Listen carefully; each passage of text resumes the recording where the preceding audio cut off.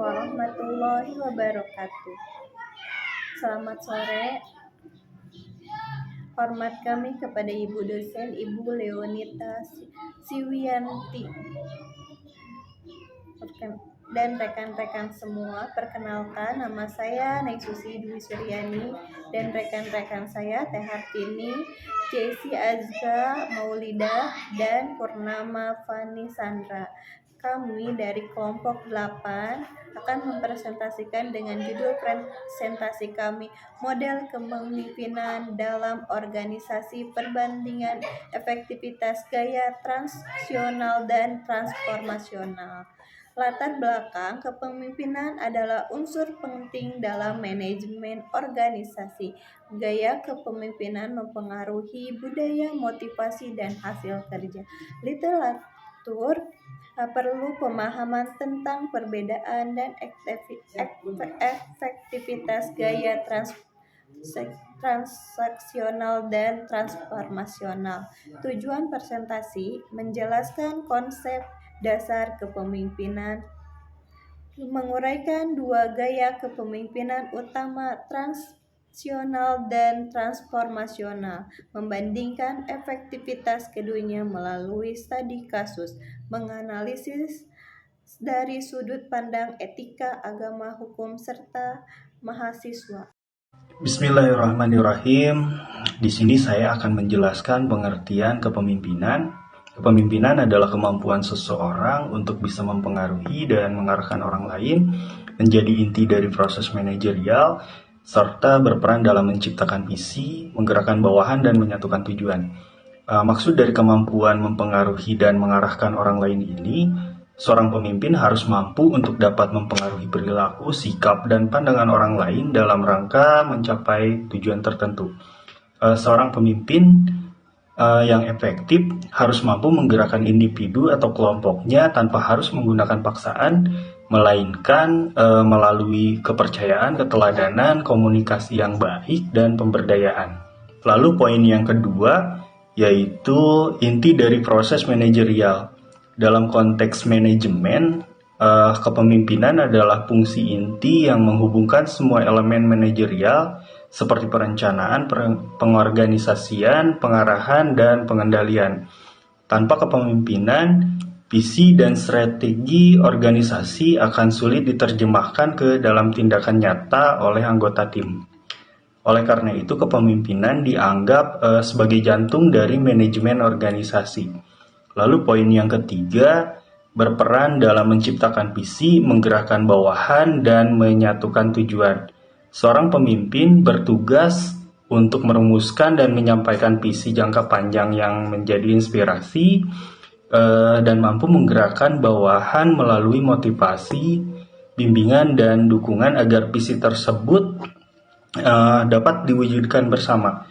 Jadi kepemimpinan juga memainkan peran penting dalam menyatukan berbagai tujuan individu ke dalam satu kesatuan misi organisasi, sehingga dapat menciptakan harmoni dan arah kerja yang jelas untuk dilaksanakan bersama.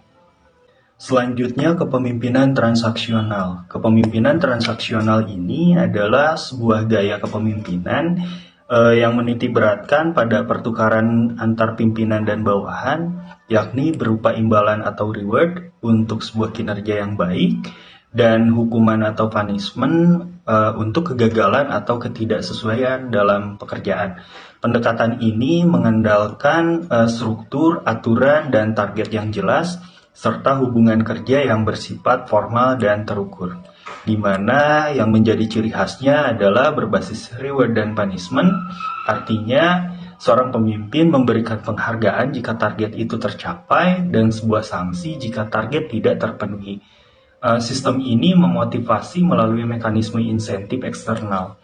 Lalu fokus pada struktur dan prosedur. Kepemimpinan transaksional ini menekankan kepatuhan terhadap prosedur, efisiensi operasional, dan pelaksanaan tugas yang sesuai dengan peran yang telah ditentukan. Gaya kepemimpinan ini cocok untuk organisasi stabil dan birokratis. Gaya ini ideal diterapkan dalam organisasi yang tidak banyak mengalami perubahan dan membutuhkan ketertiban seperti lembaga pemerintahan, militer, atau industri manufaktur.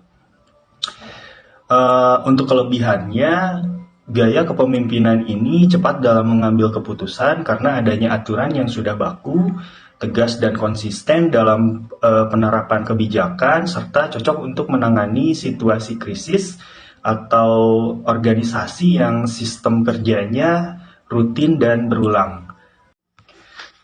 Selanjutnya ada kepemimpinan transformasional. Kepemimpinan transformasional ini adalah gaya kepemimpinan yang berfokus pada visi jangka panjang, perubahan positif dan pemberdayaan individu dalam sebuah organisasi. Pemimpin transformasional tidak hanya mengelola tugas-tugas rutin, tetapi juga menginspirasi, memotivasi, dan mentransformasi cara berpikir bawahan, sehingga mereka terdorong untuk mencapai potensi terbaiknya. Ciri khas dari kepemimpinan transformasional ini yang pertama berfokus pada visi dan perubahan. Pemimpin transformasional menciptakan dan menyampaikan visi masa depan yang jelas serta menantang yang mampu menggerakkan semangat kolektif menuju perubahan. Yang kedua, pemberdayaan dan inspirasi, di mana gaya ini menekankan pada pengembangan individu, mendorong kreativitas, dan memberikan kepercayaan penuh kepada bawahan untuk mengambil inisiatif. Yang ketiga, cocok untuk sebuah organisasi inovatif, dikarenakan model kepemimpinan ini sangat sesuai untuk sebuah organisasi yang membutuhkan pemikiran maju, fleksibilitas, dan budaya belajar yang kuat. Seperti misalkan startup, institusi pendidikan modern, dan LSM.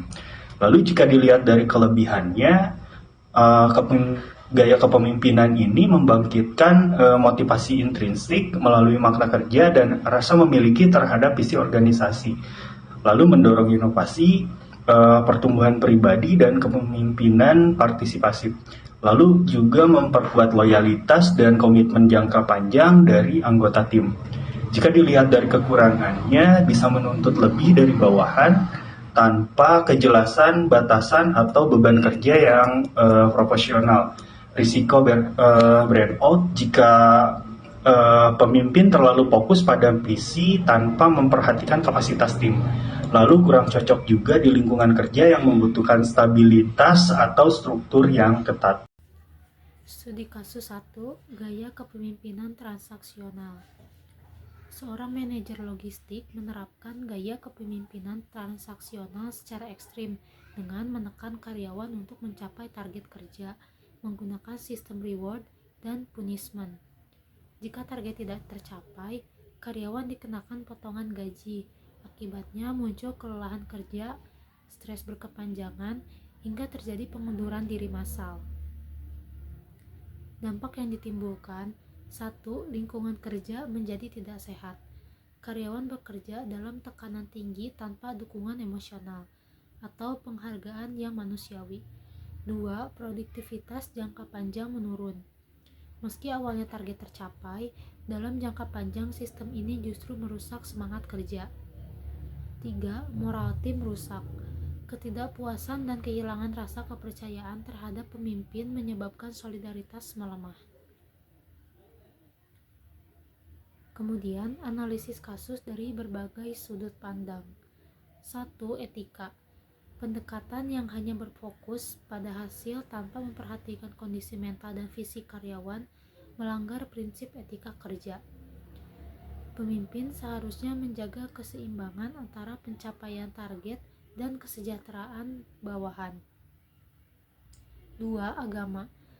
Dalam berbagai ajaran agama, termasuk Islam, Kristen, dan lainnya, tindakan seperti menekan secara berlebihan dan tidak adil bertentangan dengan nilai keadilan, kasih sayang, dan tanggung jawab terhadap sesama manusia. 3. Hukum. Tindakan manajer tersebut berpotensi melanggar hukum ketenagakerjaan, khususnya terkait hak atas upah yang layak, jam kerja manusiawi, dan perlindungan dari tindakan eksploitatif sebagaimana diatur dalam Undang-Undang Ketenagakerjaan di Indonesia. Solusi mahasiswa. Sebagai solusi, mahasiswa mengusulkan pendekatan yang lebih seimbang. Pertama, gabungkan sistem transaksional dengan pendekatan pengembangan sumber daya manusia seperti pelatihan dan coaching. Kemudian, terapkan komunikasi terbuka dan dialog dua arah antara manajemen dan karyawan untuk membangun kepercayaan. Selanjutnya, ganti sistem pemotongan gaji karyawan dengan sistem bonus yang adil, berbasis capaian dan kontribusi secara menyeluruh, bukan semata-mata angka target. Kemudian, studi kasus 2, gaya kepemimpinan transformasional.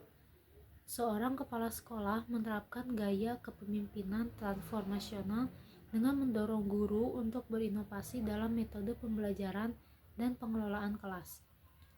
Inovasi tersebut membawa dampak positif seperti peningkatan mutu pendidikan dan citra sekolah. Namun, guru mulai merasa terbebani karena tuntutan tinggi itu tidak disertai penghargaan atau kompensasi yang setimpal. Dampak yang muncul: 1. Kelelahan dan burnout. Guru merasa kehabisan energi karena terus-terusan dituntut untuk berkreasi tanpa dukungan konkret. 2. Tuntutan tinggi, kompensasi kurang. Beban kerja meningkat namun tidak diimbangi dengan peningkatan insentif atau keseimbangan kerja hidup. 3. Hubungan kerja menjadi tegang. Ketegangan muncul antara guru dan pimpinan karena ekspektasi yang tidak realistis. Kemudian, analisis kasus dari berbagai sudut pandang. Pertama, etika. Meskipun niat kepala sekolah untuk meningkatkan kualitas pendidikan sangat baik, kurangnya penghargaan terhadap kerja keras guru melanggar prinsip etika profesional. Tanggung jawab tambahan harus disertai dengan penghargaan moral maupun material. 2. Agama. Dalam perspektif keagamaan, setiap niat baik harus diimbangi dengan keadilan dan keseimbangan.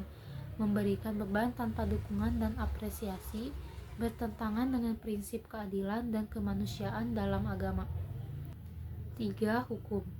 Beban kerja tambahan tanpa kompensasi dapat melanggar norma hukum ketenaga kerjaan, khususnya mengenai kewajiban pemberi kerja dalam memberikan imbalan yang layak dan kondisi kerja yang adil, sebagaimana diatur dalam Undang-Undang Ketenagakerjaan di Indonesia. Kemudian solusi mahasiswa mengusulkan beberapa langkah solutif yang bersifat aplikatif dan humanis. Pertama, melakukan evaluasi beban kerja guru secara berkala untuk menilai kesesuaian tugas dengan kapasitas individu. 2. Memberikan insentif tambahan atau penghargaan non-finansial seperti pengakuan publik, pelatihan, dan kesempatan promosi. Dan yang terakhir, melibatkan guru dalam proses pengambilan keputusan agar mereka merasa dihargai dan menjadi bagian dari perubahan, bukan sekadar objek perubahan. Baik, terima kasih kepada rekan-rekan semua. Selanjutnya presentasi akan dilanjutkan oleh saya. Perbandingan efektivitas.